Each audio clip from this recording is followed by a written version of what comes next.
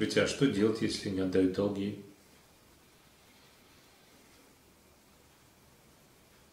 В первую очередь понять, что если вам не отдают долги, значит причина в вас. Значит, либо вы неправильно решили этот вопрос, либо вы слишком много дали, либо вы дали не тому человеку. Ведь, посмотрев на человека, достаточно просто определить, вернет он долг или нет. Если человек не держит слова, если он завистливый, легкомысленный, он долг вам не отдаст. Есть выражение хорошее: занимаешь чужие и ненадолго, отдаешь свои и навсегда. Когда человек занимает, ему кажется, это пустяк, ну взял, да, отдам. А вот когда касается дела реальной отдачи, это как будто свой кусок, так сказать, тела отдаешь. Эмоции совершенно другие. И часто многие этого даже не знают. Так вот, слабым людям занимать нежелательно. Хорошо сказала Вишневская в свое время.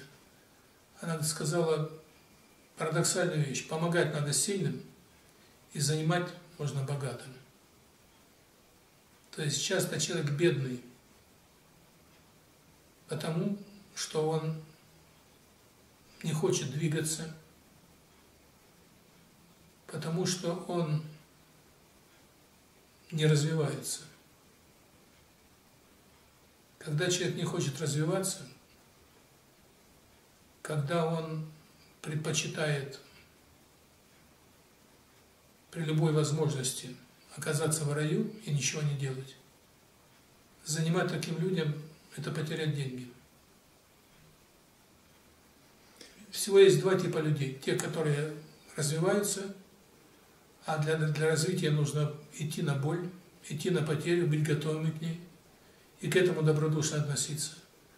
Либо человек не может решать конфликты и старается убежать от них, спрятаться в своем каком-то тесном мирке.